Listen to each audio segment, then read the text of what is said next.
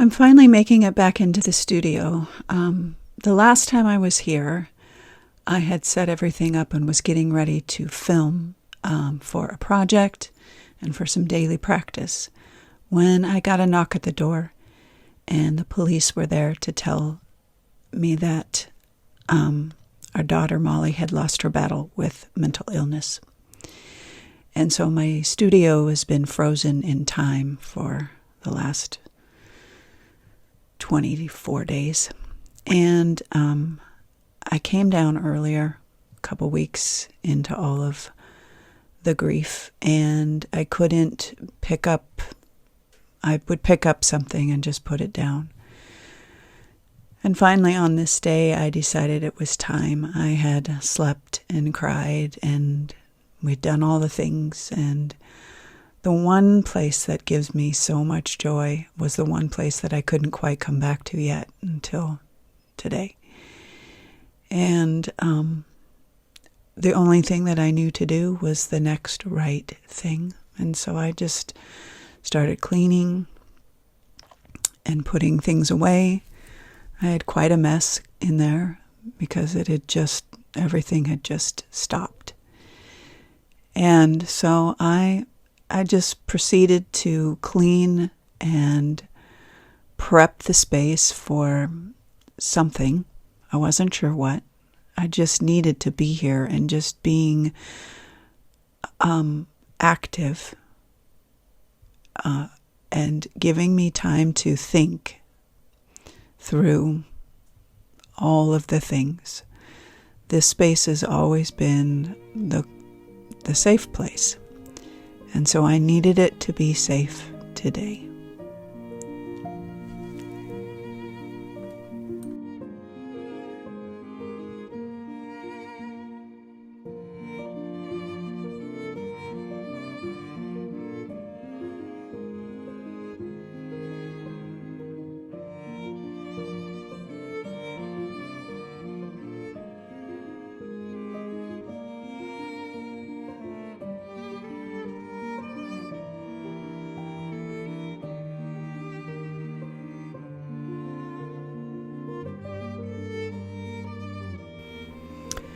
I decided to tackle the huge pile of papers behind me. That was the next thing. I had gotten all of my other supplies put away, my table cleaned up, and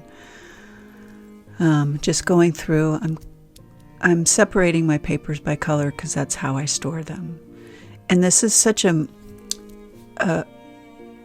non-thinking act, and it's sometimes in the small things that we find peace and comfort. And while at this point I'm not thinking about making a thing, I'm here. I'm taking one step at a time to come back to the place that brings me joy.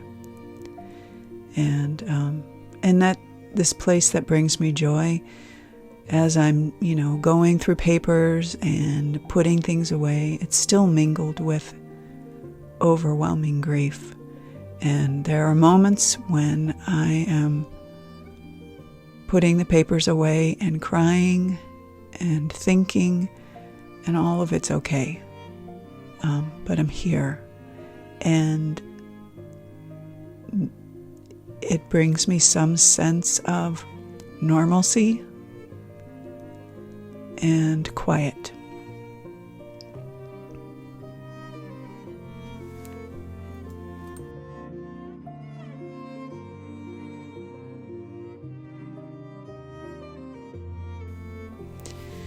And as I'm putting some papers away, there's some papers that I'm looking at that feel like my emotions, messy and all over the place.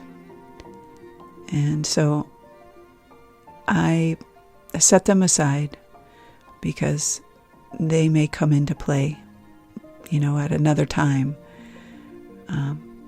But as I'm doing this, I'm feeling some sense of connectedness to my creativity, which felt completely gone. And in that, I felt some connectedness to Molly.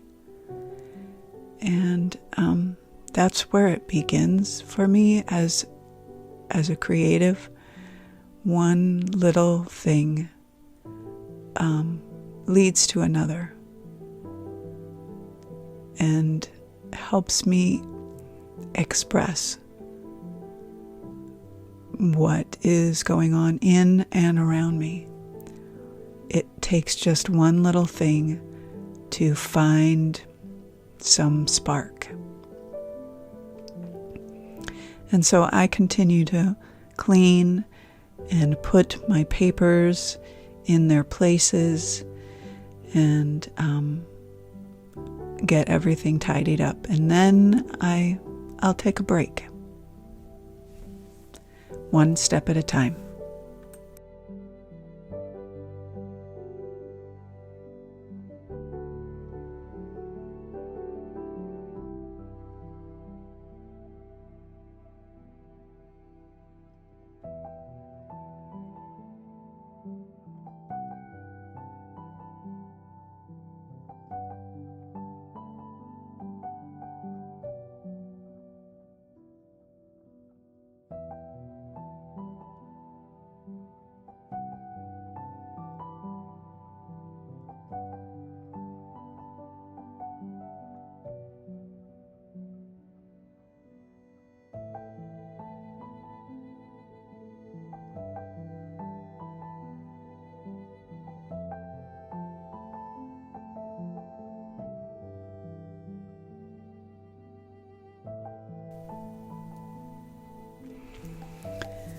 I'd gone upstairs and taken a nap, which I'm doing a lot of these days.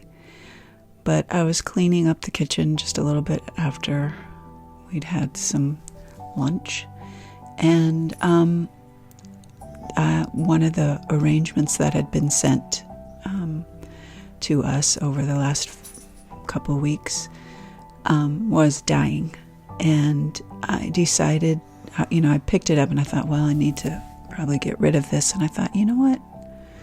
I'm going to use these flowers to make some gel prints. And Molly's favorite color was blue and some kind of greens. And those are not my favorite colors, but I'm painting in blues. And I got my nails done blue, and everything is blue right now. So I decided to kind of take this arrangement apart and see what I could possibly print, because Molly was an incredibly creative person. She carved her own stamps. She was a printmaker. She was a needle. She just made everything. She was so incredibly creative. And so I thought this would be something that I could share with her. So I'm going to take some prints of the flowers and see what happens next.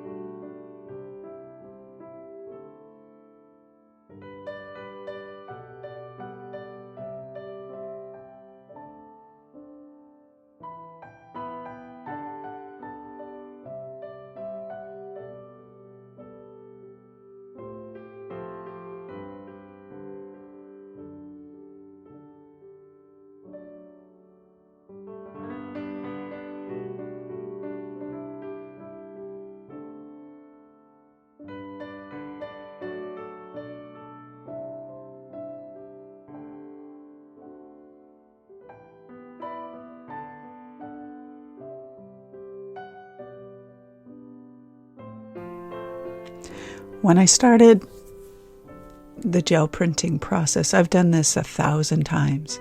I felt shaky. I felt like this was my first time. And it's it's weird what happens when we take a break and go through trauma and heartache, and sometimes we lose ourselves in it, and naturally so, and probably as it should be. But I was like, I felt really like I don't know what I'm doing, and partly is it because my brain isn't really fully firing right now.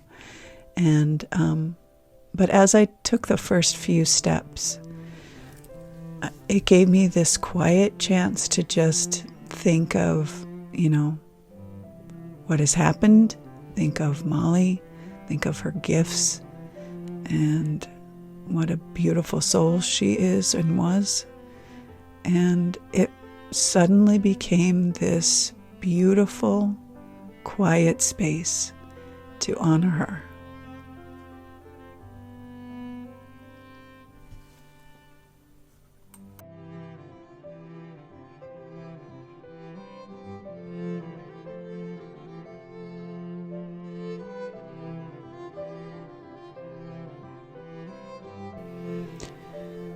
And as I was doing this, I didn't care how these turned out. It was all about, and is always all about, the process and what creating can do for us, and how there's just so much healing in the creative process. The quiet, the stillness, the focus. But I didn't care what any of this looked like.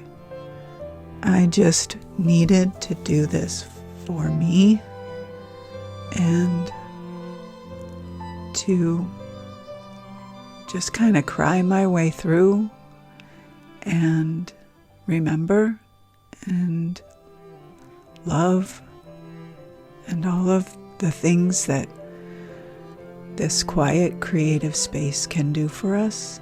Always. It's always been my haven, my safe place.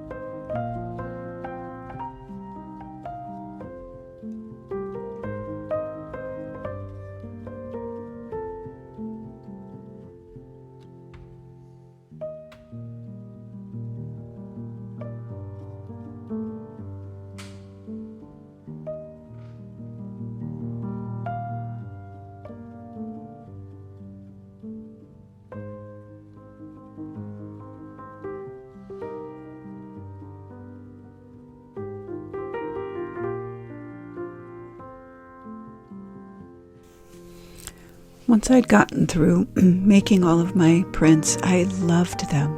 They looked very much like a pressed print, and that was perfect. And so I decided to make a journal, just a small one, to kind of use these in and remember Molly. And I just made a handmade one, used copy paper, and put my little tiny journal together.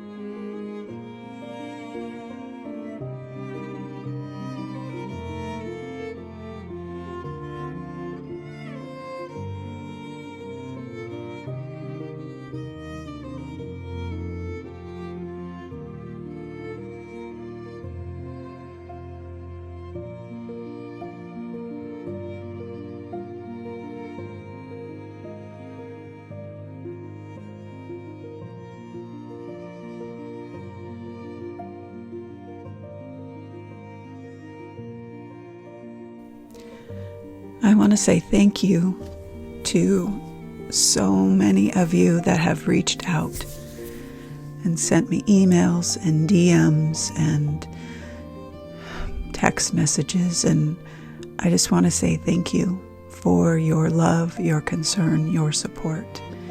And I am so grateful for this community and for what you bring to my life all the time, and for how long so many of you have been around. And if you are finding yourself in a difficult place and are dealing with grief, be kind to yourself.